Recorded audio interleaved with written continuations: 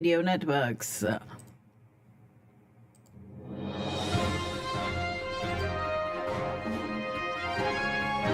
Let's get this week started. It is Monday.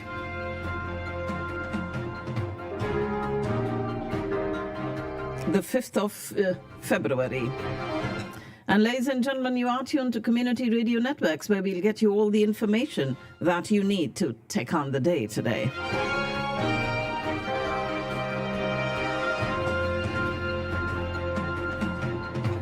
And we'll start with the world news.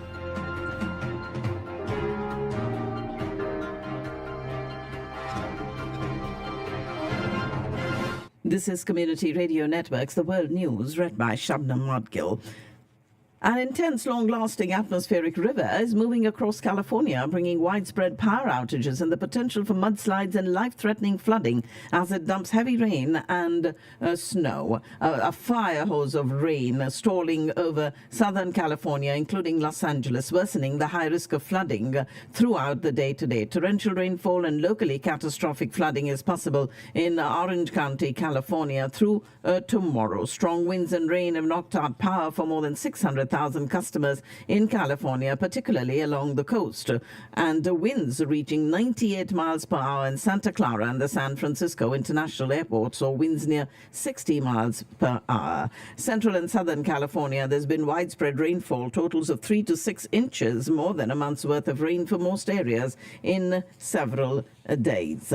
And the Santa Monica Mountains Monday morning weather today said numerous damaging landslides, flooded roadways, submerged vehicles, and flooded creeks and streams are ongoing in that area. The atmospheric river, this long, narrow moisture band that carries saturated air thousands of miles and then discharges it like a fire hose, impacting California this week, following another recent storm that drenched most of the state, including Los Angeles, with record rainfall. And as the state braced for flooded roadways and swollen rivers, California's Governor Gavin Newsom declared a state of emergency yesterday for Los Angeles, Orange, Riverside, San Bernardino, San Diego, and Santa Barbara and Ventura counties in preparation for the storm's effects.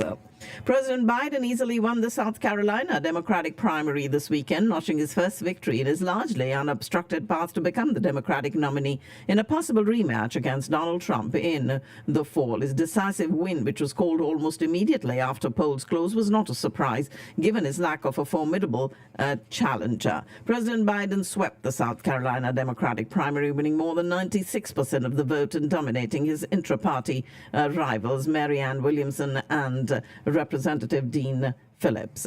He also ticked yesterday through a list of reasons he says a second Donald Trump presidency would be a nightmare for the country, as he urged Nevada Democrats to vote for him in the state's presidential primary this week and for his party at large in November. Former President Trump revealed his criteria for a running mate as he told Fox News host Maria Bartiromo that he won't announce a vice presidential pick for a little while. He teased possible rallies in New York City, at Madison Square Garden and the South Bronx during this interview that was aired yesterday. The former president's administration member Mike Gill recently died from injuries he sustained after he was carjacked in Washington, D.C. Served as chief of staff at the Commodity Futures Trading Commission, was sitting in his vehicle when a suspect entered his car and shot at him. Pop superstar Taylor Swift became the first artist in Grammy Award history to win Album of the Year 4 times, clinched the victory for a pop album Midnights, making her the only artist to claim the title 4 times, beating the likes of music legends like Frank Sinatra, Paul Simon, and Stevie Wonder. Taylor Swift winning her 4th Album of the Year award, becoming the first performer to do so ever.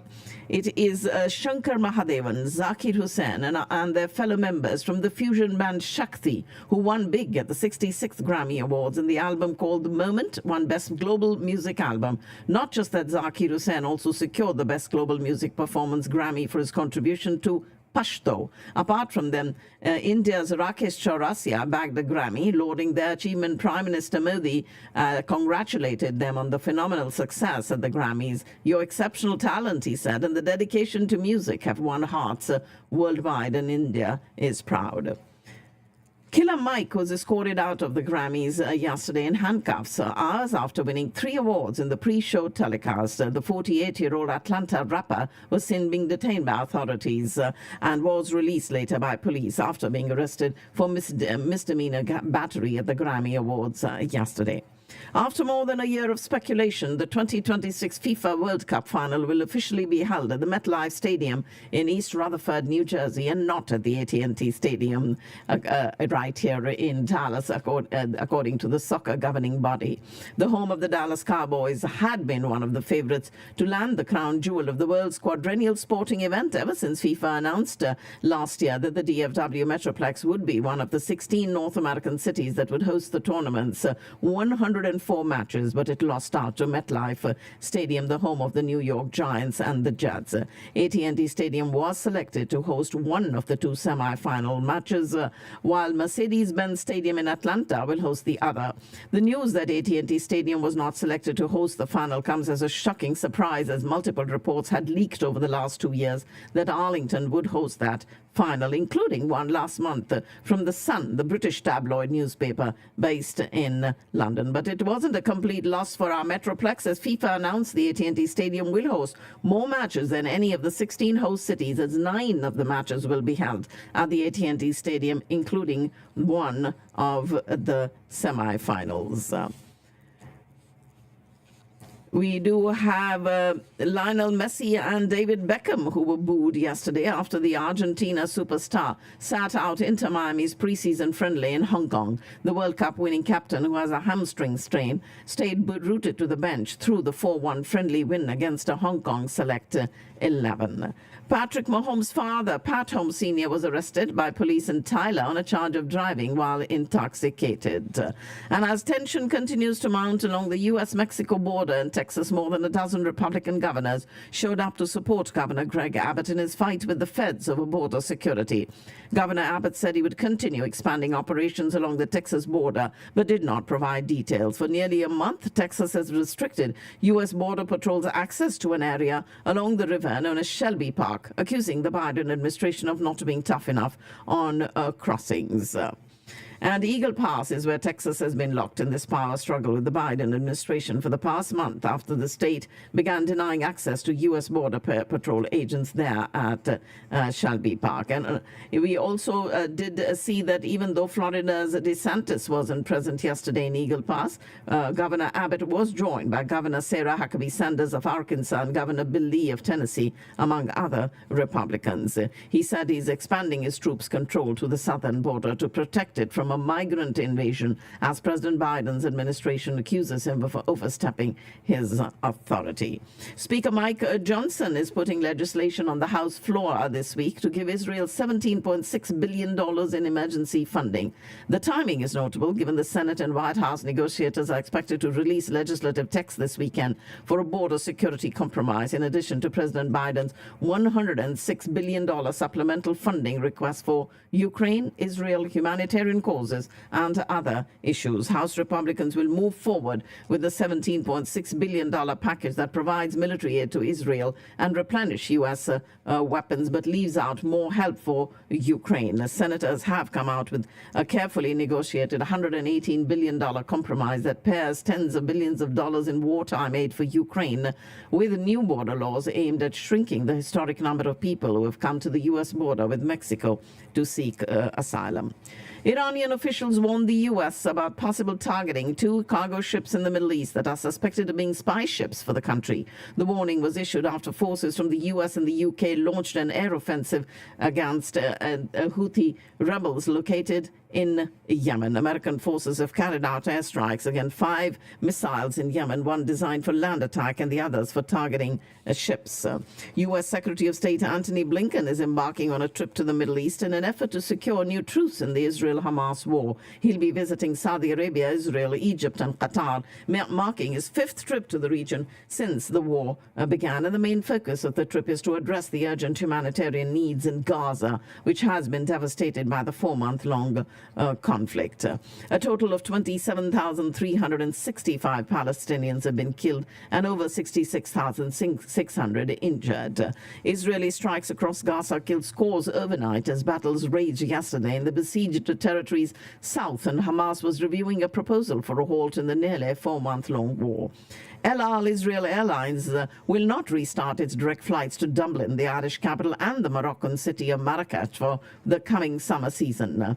And it is European Union Foreign Policy Chief Josep Borrell who warned that moves to suspend the funding of UN Palestinian Refugee Agency were extremely ill-advised. Spain will send the UN Palestinian Refugee Agency an additional 3.5 million euros in aid.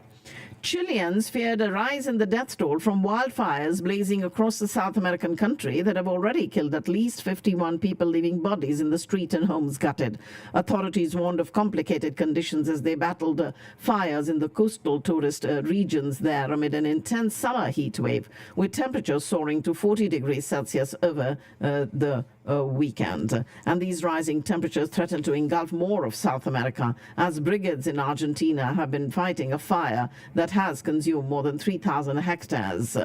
And we do have these fires blazing for days now. Russian cosmonaut Oleg Konenko set a world record for total time spent in space, surpassing his compatriot who logged more than 878 days in orbit.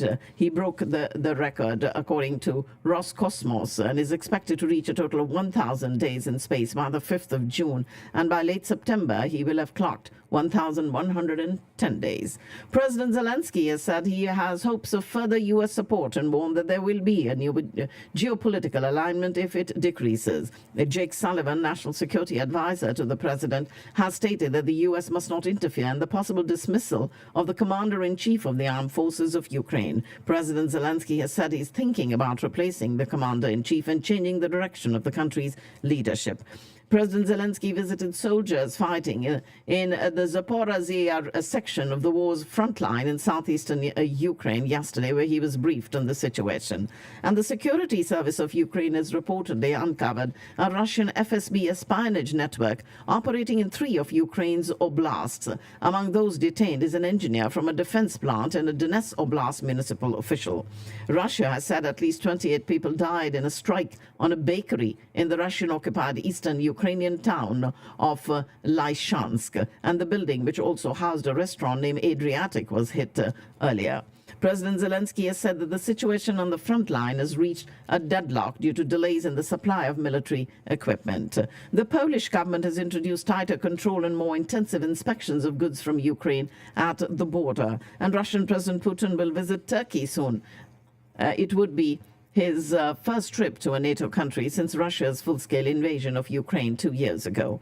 France's Ministry for Europe and Foreign Affairs will summon Alexei Meshkov, Russia's ambassador to France, today to express his condemnation of the Russian strikes that killed 2 French humanitarian workers in Ukraine last week. In a historic moment, a nationalist politician has become the First Minister of Northern Ireland as power sharing resumed after a 2-year break. Michelle O'Neill of the pro-United Ireland party, Sinn Féin, once the political arm of the Irish Republican Army, said in an address to lawmakers following her appointment that today opens the door to the future, and I'm honoured to stand here as First Minister, vowed to serve everyone equally and be a First Minister for all, including those who identify as British and Unionist.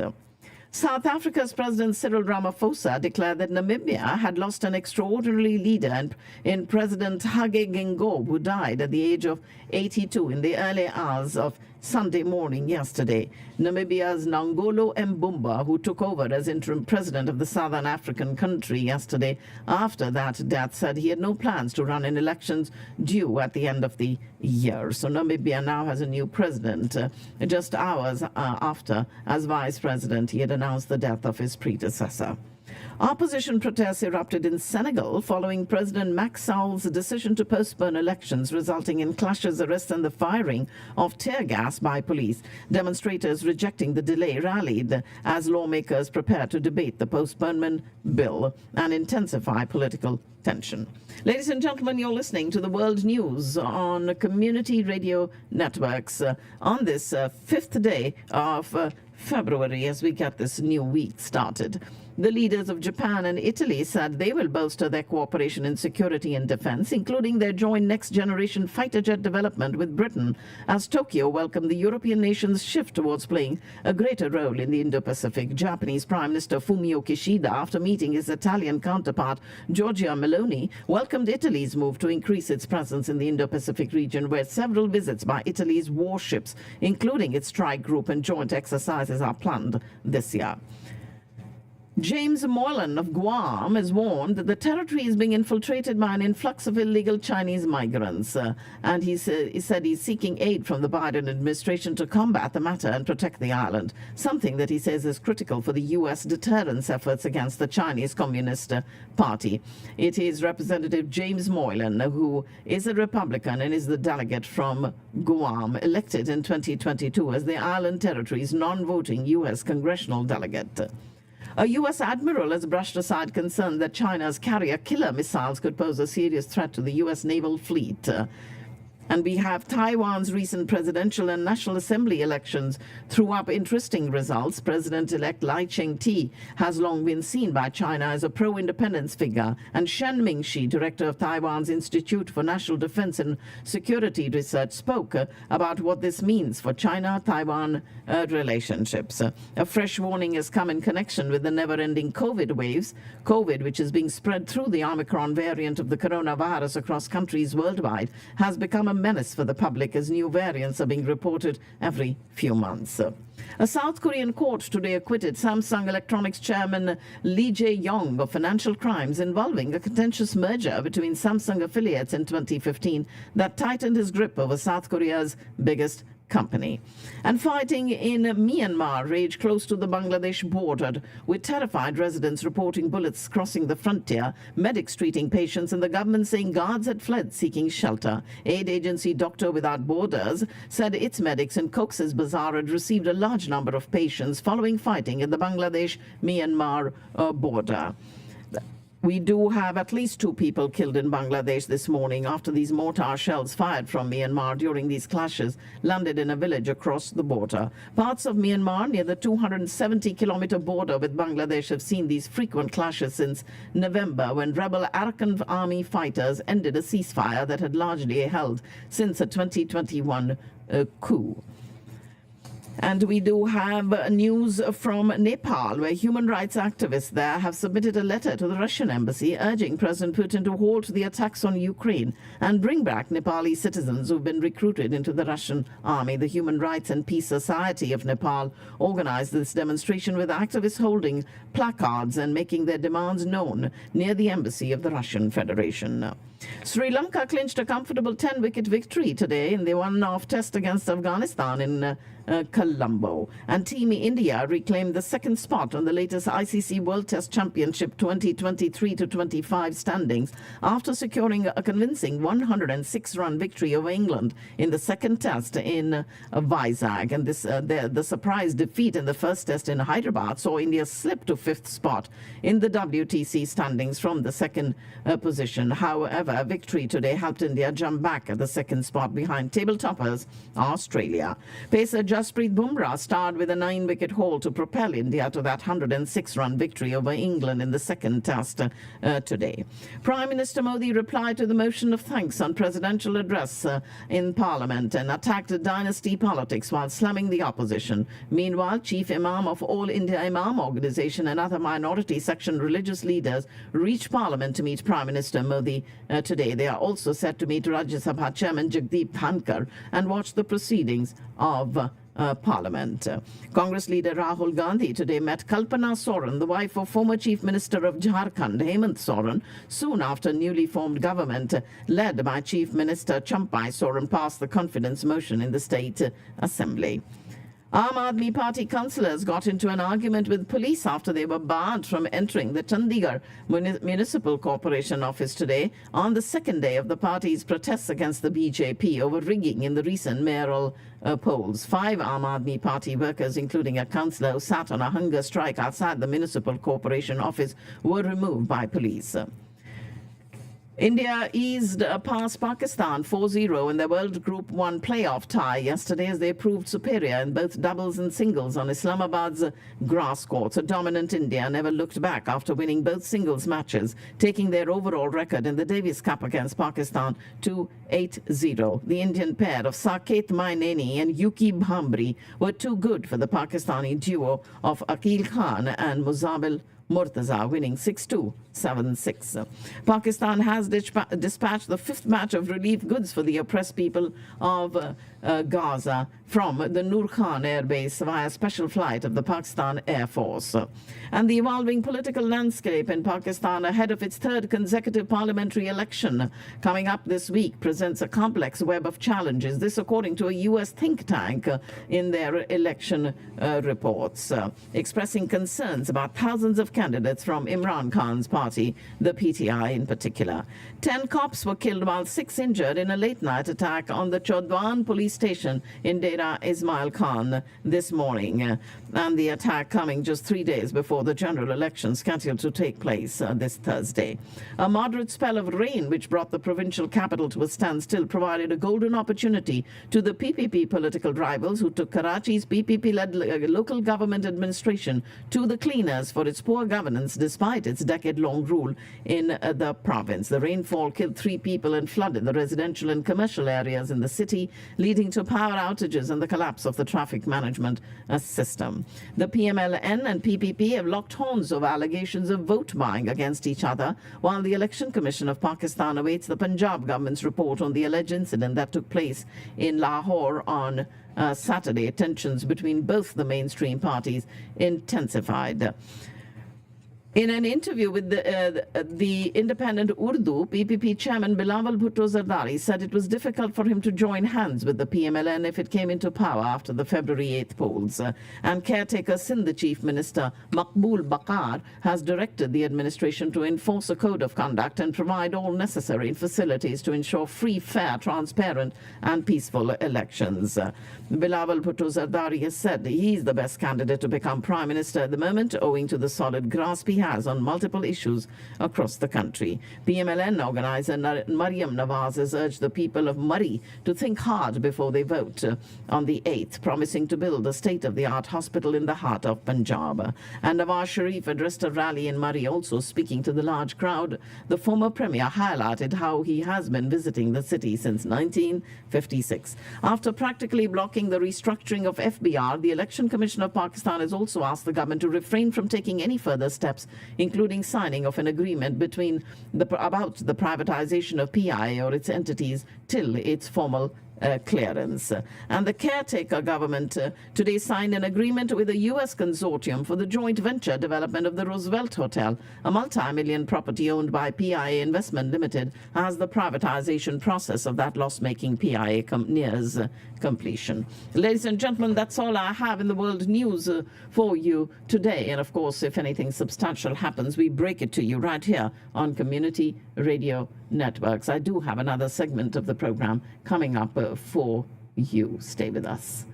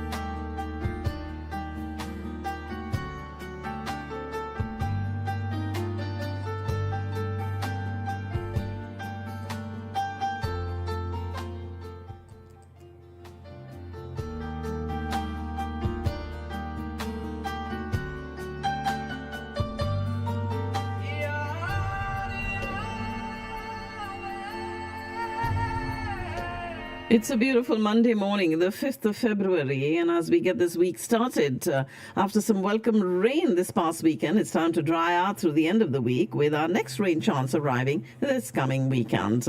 Waking up to this cloudy sky today with temperatures near 50, the north winds at 25 miles per hour, putting wind chills in the 40s.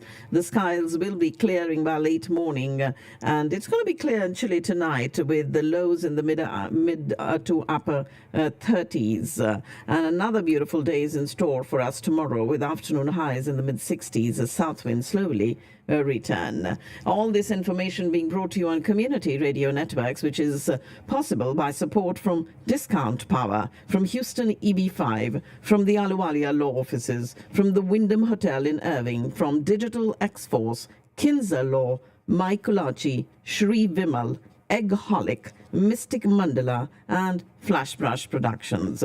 Do want to remind you all that the last day to register to vote is today. If you don't register today, ladies and gentlemen, you will not be able to vote. And on the 20th will be the first day of early voting. And election day, of course, is a month away. It is the 5th of March. A Hunger Mitau initiative supporting the North Texas Food Bank through pre-loved ethnic wear. This is calling on all fashionistas to donate new or pre-loved saris, ethnic men and women party wear and accessories, which will be sold auctioned at a later date this year. And these collections will be taken up to the 10th of this month. So if you are in Frisco, you can call Florence at 469-450-4170.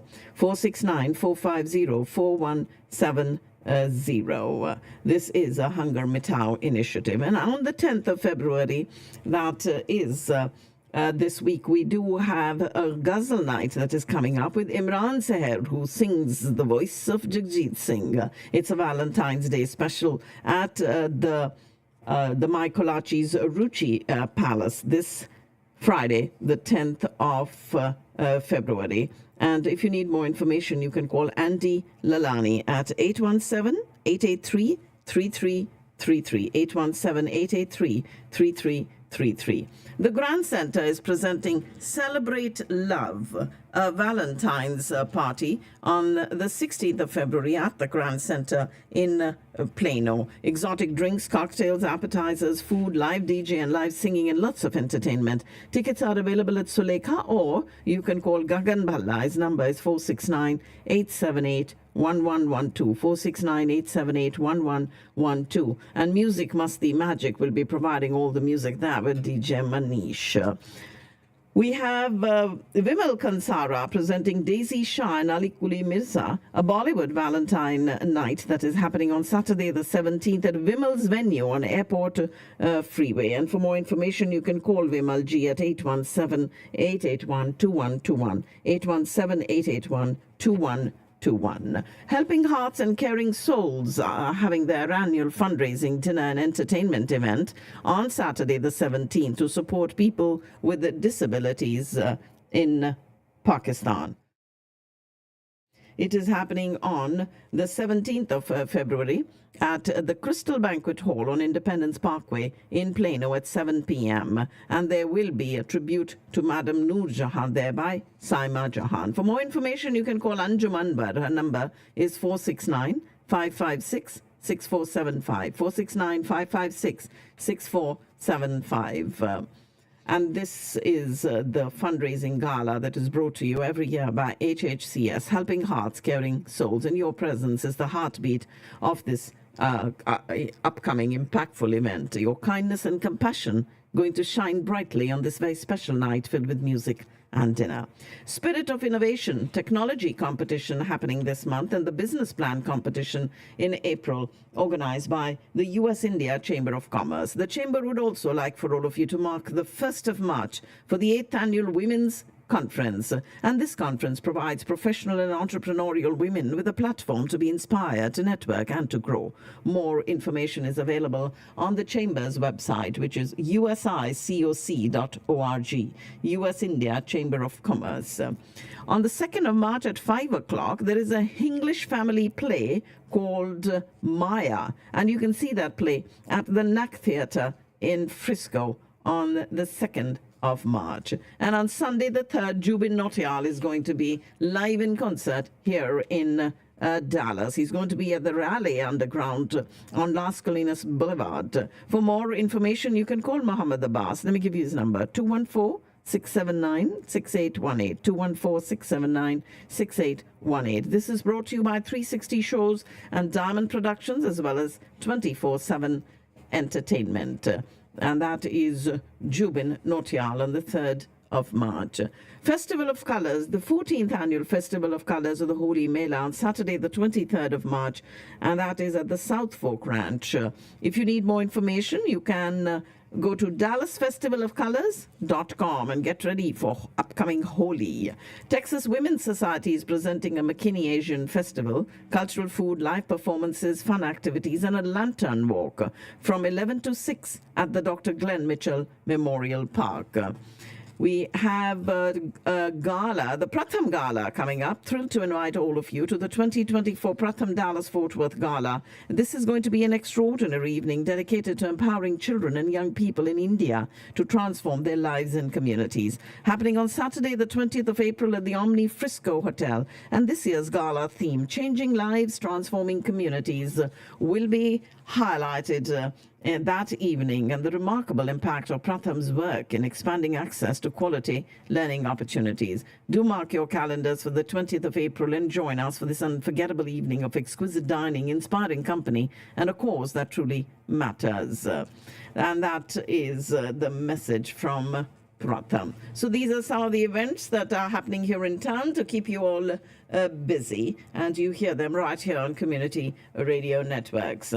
I do have some stories from the annals of history that happened on today's date, which is the 5th of February. Way back in 146 BC, the Roman Republic triumphed over its nemesis Carthage after over a century of fighting. The victory and subsequent destruction of that city of Carthage marked the end of the Punic Wars and represented Rome's replacement of Carthage as the dominant power of the Western Mediterranean, a position it would hold for the next several centuries. That happened on today's date. And on today's date in 1883, the Southern Pacific Railroad completes its transcontinental sunset route from New Orleans to California, consolidating its dominance over rail traffic to the Pacific. One of the most powerful railroad companies of the 19th century, the SP, as the railroad was often called, originated in this ambitious plan conceived in 1870 by the Big Four Western Railroad barons. And it was this line that started the Southern Pacific Railroad's transcontinental sunset route from New Orleans to California on today's date in the year 1883. And in 1917, on the 5th of February, after 7 years of revolution and civil upheaval, Mexican President Carranza proclaims the modern Mexican Constitution, which promises the restoration of lands to native people, the separation of church and state, and dramatic economic and educational reforms. It would be decades, however, before most of the sweeping reforms promised by the Constitution actually become a reality. Venustiano Carranza was deposed and killed in 1920, and lasting stability eluded Mexico until World War II, when industrialism, spurred by the war, grew into a major part of the economy, and Miguel Alemán became the first in an unbroken series of civilian presidents. American forces are recalled from Mexico on today's date in 1917 after nearly 11 months of fruitless searching for Mexican revolutionary Pancho Villa, who was accused of leading a bloody raid against Columbus in New Mexico. We have in 1914, following the resignation of Mexican leader Huerta, that Pancho Villa and his former revolutionary ally Carranza battled each other in that struggle for succession, and that search for him ended on the 5th of February in 1917. With more than a two-thirds majority, Congress overrode President Woodrow Wilson's veto of the previous week and passed the Immigration Act of 1917 on the 5th of February in 1917. The law required a literacy test for immigrants and barred Asiatic laborers, except for those from countries with special treaties or agreements with the U.S., such as the Philippines. During the late 19th and early 20th centuries, the U.S. received a majority of the world's immigrants, with 1.3 million immigrants passing through New York's Ellis Island in 1907 alone. Various restrictions had been applied against immigrants since the 1890s, but most of those seeking entrance into the U.S. were accepted. Subsequent immigration did decline, and in 1924 a law was passed requiring immigrant inspection in countries of origin, leading to the closure of Ellis Island and other major immigrant processing centers. And some 16 million people, meanwhile, had successfully immigrated to the U.S. to seek a better life by 1924.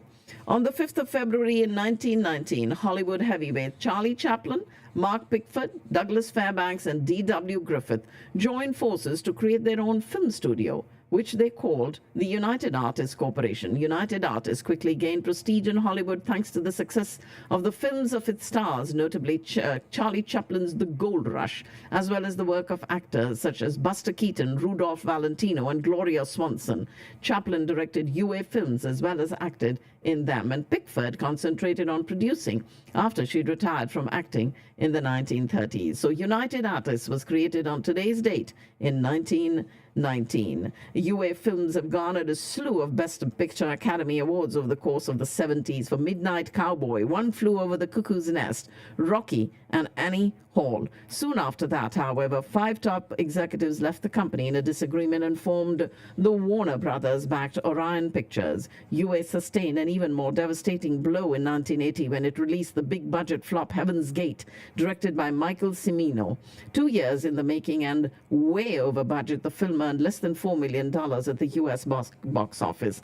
And after that debacle, UA struggled throughout the 80s, and in 1981, MGM bought the company, merging with it in 1983 to become MGM UA Entertainment in a highlight of those relatively dark years. UA did release another Best Picture winner, Rain Man, in 1988. And on the 5th of February in 1937, President Franklin Roosevelt announced a plan to expand the Supreme Court to as many as 15 judges, allegedly to make it more efficient. Critics immediately charged that he was trying to pack the court and thus neutralize Supreme Court justices hostile to this new deal. So that was on today's date in 1937. Roosevelt had the opportunity to nominate his first Supreme Court justice, and by 1942, all but 2 of the justices were his appointees. On the 5th of February 1941, Adolf Hitler scolds his Axis partner, Benito Mussolini, for his troops' retreat in the face of British advances in Libya, demanding that the Deuce command for his forces to resist. And that was a big thing there in history that happened on the 5th of February in 1941. Despite the expansion into parts of East Africa and Egypt, Mussolini's forces proved no match for the Brits in the long run. British troops pushed the Italian westward, inflicting extraordinary losses on the Axis forces in an attack. And as Britain threatened to push the Italians out of Libya altogether and break through to Tunisia, Mussolini swallowed his pride and asked Hitler for assistance. Hitler reluctantly agreed. It would mean the first direct German-British encounter in the Mediterranean, but only if Mussolini stopped the Italians' retreat and kept the British out of Tripoli, the Libyan capital. But the Italians continued to be overwhelmed, and in 3 months, 20,000 men were wounded or killed, and 130,000 were taken prisoner. Only with the arrival of German General Erwin Rommel would the Italian resistance be strengthened against further British advances. Even with Germany's help, Italy was able to defend its North African territory only until early 1943. In 1992, on today's date, the 5th of February, the French bank Credit Lyonnais acquired the corporation and changed its name back to Metro Goldwyn, and that had already happened to United Artists. On the 5th of February in 2003, U.S. Secretary of State Colin Powell gives a speech to the UN that is both highly consequential and full of assertions that would be revealed to be weak or lacking in credibility, using talking points that many within his government had identified as either misleading or not factual. Colin Powell outlined the U.S. case that Iraq possessed weapons of mass destruction, making the argument for the invasion that would happen the following month. Powell later called the speech a blot on his record. In a 2005 interview with Barbara Walters on ABC News, he said that then CIA Director George Tenet believed that he was giving to me was accurate, but that the intelligence system did not work well. It was Secretary of State Colin Powell who spoke at the UN justifying the U.S. invasion of Iraq on the 5th of February in 2003. His speech may not have launched the invasion, which began in March, but it justified to the American public and provided cover for the U.S. with the international community. Though the UN maintained that the invasion of Iraq was illegal, the Bush administration and allies like Tony Blair's government in Britain felt that Powell's speech had done the job in making the case for war. Ladies and gentlemen, those were some of the stories from the annals of history that happened on today's date, the 5th of February, right here on Community Radio Networks, which is supported by Discount Power, Houston EB5, the Ahluwalia Law Offices, the Wyndham Hotel in Irving, Digital X-Force, Kinzer Law, Mike Kolachi, and Shri Vimal, along with Egg Harlick, Mystic Mandala, and Flashbrush Productions.